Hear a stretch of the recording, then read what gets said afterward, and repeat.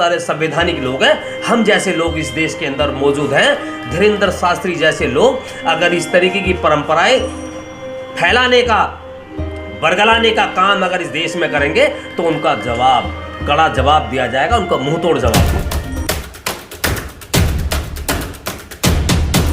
दिल्ली भी एक शामिल है जी, हरियाणा भी है, हिमाचल भी है। ऐसे लोग इन प्राकृतिक आपदाओं को आने से पहले क्यों नहीं बताते? धीरेंद्र शास्त्री की कथाओं का ही काफी चिट्ठा सामने आया है, जहां पर सैकड़ों लोग, सैकड़ों महिलाएं, सैकड़ों बच्चे गायब हुए हैं। कहां गए वो बच्चे? में से निकले हुए आसाराम बापू, चिन्मयानंद स्वामी, राम रहीम जैसे लोग आप लोगों ने पूरे देश और दुनिया ने देखे हैं। ये बलात्कारी लोग हैं।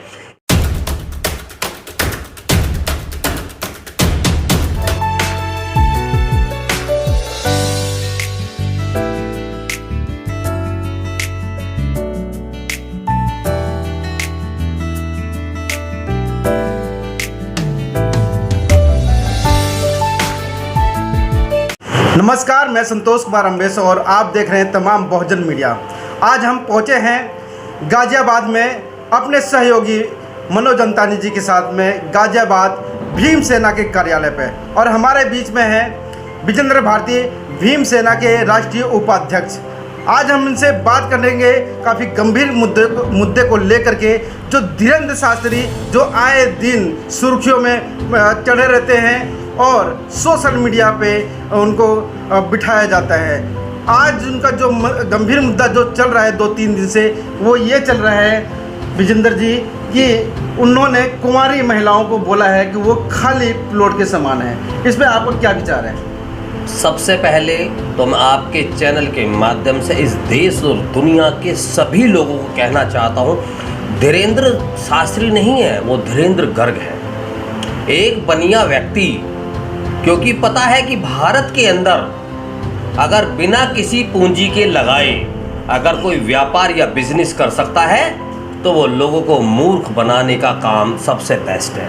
और वो कौन? इस देश के अंदर तमाम, मैं अधिकतर उन व्यक्तियों को कह रहा हूँ क्योंकि लोग बहुत जल्द लोगों की भावनाएं आहत हो जाती हैं। तमाम उन अंधविश्वास और पाखंड को फैलाने वाले ब्राह्मण लोगों के प्रति कि जिनकी रोजी और रोटी केवल पाखंड और अंधविश्वास से चल रही है, उन्हीं में शामिल होने का काम किया है धीरेंद्र शास्त्री ने। धीरेंद्र शास्त्री 25 साल का व्यक्ति लोगों का भविष्य बताने का काम करता है। आज आपके द्वारा मैं ये सुन रहा हूँ, हालांकि मेरे सामने शास्त्री को आपके चैनल के माध्यम से कहना चाहता हूँ, देश का संविधान अभी इस देश के अंदर लागू है। आपके बाप का बना हुआ नहीं है, मेरे बाप का बना हुआ है। जिस दिन आप इस देश के अंदर अपने बाप का, अपने पूर्वजों का बना हुआ संविधान लागू करने की बात करेंगे या करने के लिए आतुर होंगे, उस दिन जिस तरीके की आपने ये प्रतिक्रिया दी है, ये उस दिन लागू हो सकती है। ये देश लोकतांत्रिक देश है, ये संविधान से चलने वाला देश है, और वो संविधान मेरे बाप ने बनाया है, तेरे बाप ने नहीं। मेरे बाप ने इस देश के अंदर रहने वाले समस्त,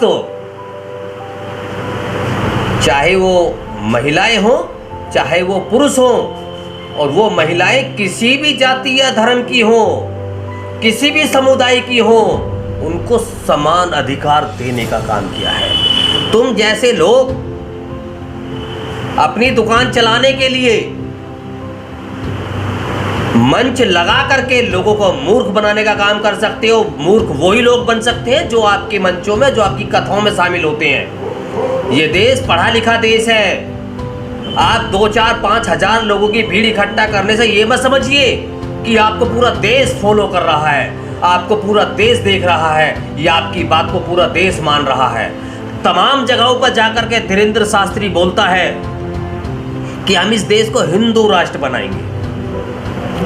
जो आपने संतोष जी अपनी लाइन बोली थी, वो भी उसी से जुड़ी हुई है। ये देश लोकतांत्रिक देश है, यहाँ पर सभी धर्मों का सम्मान है। बहुत सारी महिलाएं, अनेकों धर्मों की, अनेकों समुदाय की महिलाएं मंगलसूत्र नहीं पहनती हैं, साड़ी नहीं पहनती हैं, सिंदूर नहीं लगाती हैं, तो क्या वो इस देश की महिलाएं नहीं हैं? उनका सम्मान नहीं है? उनका सम्मान सबसे पहले है।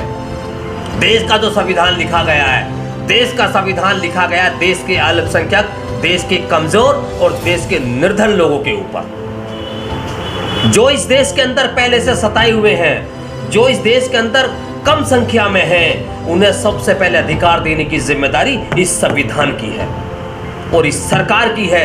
आप जैसे टचपुंजिए लोग आकर के इस देश को अलग नई परंपरा देने का काम कर रहे हैं। ये परंपराएं नहीं चालू होंगी यहाँ पर, ना ही लागू होंगी। इस देश के अंदर बहुत सारे संवैधानिक लोग हैं, हम जैसे लोग इस देश के अंदर मौजूद हैं। धीरेन्द्र शास्त्री जैसे लोग अगर इस तरीके की परंपराएं फैलाने का, बरगलाने का काम अगर इस देश में करेंगे तो उनका जवाब, कड़ा जवाब दिया जाएगा, उनका मुंह तोड़ जवाब। मगर विजेंद्र भारती जी, वो खुलेआम इतने हजारों के बीच में तीसरे पैदान, जैसे आपने बताया कि वो गर्ग है, तीसरे पैदान वाला आदमी ब्राह्मण के सर पर चढ़ करके वो खुलेआम ऐसे चुनौती देता है महिलाओं का अभद्र तरीके से। अभी उन्हीं का एक वीडियो, उस पंडाल से एक वीडियो वायरल हो रहा है कि एक महिला को गोद में ले करके उसे फेंका गया।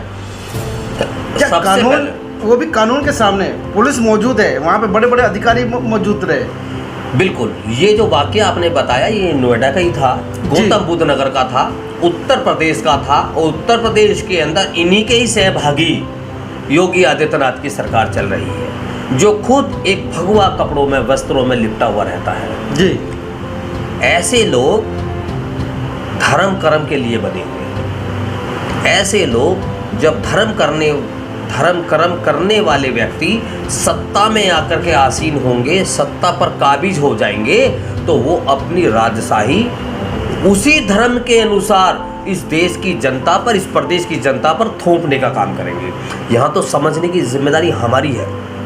मैं आपके चैनल से कहना चाहता हूँ, समता आवाज़ और आपका आवाज़ भारत दोनों देश के अंदर प्रमुख चैनल हैं सोशल मीडिया पर। संतोष जी, धीरेन्द्र गर्ग के कार्यक्रमों में जी मैक्सिमम, अधिकतर जो संख्याएं हैं वो एससी और ओबीसी समाज की है।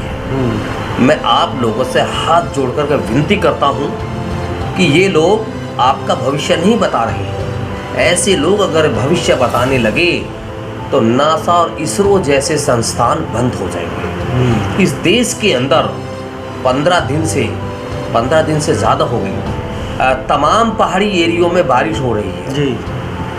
और जो पूर्वोत्तर एरिया हैं, जो मैदानी क्षेत्र हैं, उनमें बाढ़ आई हुई है, जिसमें तो दिल्ली भी एक शामिल है जी, हरियाणा भी है, हिमाचल भी है।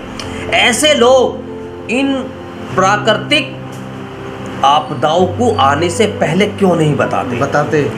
ये इसलिए नहीं बताते क्योंकि इन्हें ऐसा कोई ज्ञान नहीं है। मूर्ख लोग इनकी कथा सुनते हैं और ऐसे लोग उन लोगों को मूर्ख बनाने का काम करते हैं। और मूर्ख बनने वाले जो लोग हैं वो एससी और ओबीसी के लोग हैं।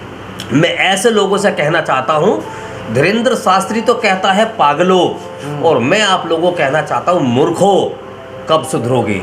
इस देश के अंदर वैज्ञानिक पद्धति के द्वारा तमाम संसाधन इस देश के अंदर मौजूद हैं, उनको अपनाओ। इस देश के अंदर जब कभी भी आपदाएं आती हैं तो हमारे वैज्ञानिक, हमारे साइंटिस्ट लोग उसकी पहले से भविष्यवाणी करते हैं। मौसम विभाग उसकी भविष्यवाणी करता है। आप लोग कुछ नहीं करते। ये लोग आपको बरगलाने का काम करते हैं। आप लोगों के बीच में जो कमाया हुआ धन, आपके परिवार के जो मुखिया हैं, उन लोगों ने जो कमाया हुआ धन मेहनत मजदूरी करके जो लाते हैं, उस परिवार की महिलाएं ऐसे ठग लोगों को वहां जाकर के देने का काम करती हैं। भाई कब तक आप ठगे जाओगे? शिक्षा का रास्ता अपनाइए। शिक्षा के रास्ते पर चलेंगे तो आपके बच्चे आईएएस, आईपीएस, साइंटिस्ट, वैज्ञानिक बनेंगे।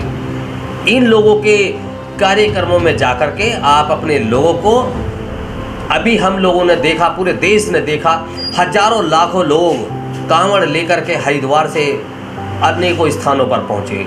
और मंगलोर रुड़की में ऐसे वाक़ये पैदा हुए हैं कि जहां पर ऐसे लोगों ने गाड़ियां तोड़ करके महिला और बच्चों को तक को पीटा। ऐसे लोग आस्थावान नहीं हो सकते।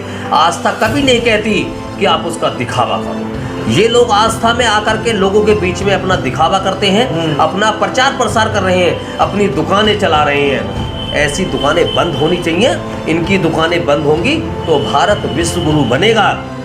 अगर ऐसे लोग अपनी दुकानें चलते रहे तो भारत पुनः वही सपेरों का देश, मंदारियों का देश माना जाएगा, जहां पर झूठ बोल करके लोग अपना घर भरने का काम करते हैं और झूठ सुनने वाले लोग अपना कमाया हुआ धन ऐसे लोगों को देने का काम करते हैं। संतोष जी, मेरी अपील है तमाम कथाओं में जाने वाले लोगों से जी कि आप लोग ऐसी कथाओं में जाने से बचें।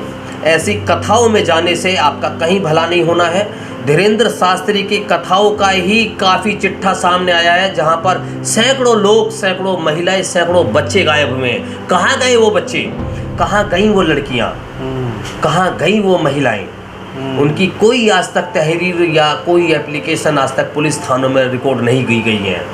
इन्हीं में से निकले हुए आसाराम बापू, चिन्मयानंद स्वामी, राम रहीम जैसे लोग आप लोगों ने पूरे देश और दुनिया ने देखे हैं। ये बलात्कारी लोग हैं। इन लोगों ने महिलाओं को और बच्चियों को गायब किया, उनके साथ दुष्कर्म किए हैं और जब उन्होंने अपनी आवाज़ उठाने का काम किया तो उनके मुंह बंद करने का काम किया गया है। उन्हीं में से एक धीरेन्द्र शास्त्री है। ये एक इल्ज़ाम नहीं लगा रहा हूँ, मैं सच्चाई बता रहा हूँ इस देश को, और ये सच्चाई आने वाले समय में आप लोगों के सामने आएगी। आज नहीं है, कुछ समय बाद आएगी। तो साथियों, ये हमारे साथ में थे विजेंद्र भारती, भीमसेना के राष्ट्रीय उपाध्यक्ष। वीडियो कैसी लगी आप अपने कमेंट्स के माध्यम से हमें बता सकते हैं और चैनल को लाइक, शेयर और सब्सक्राइब जरूर करें। धन्यवाद।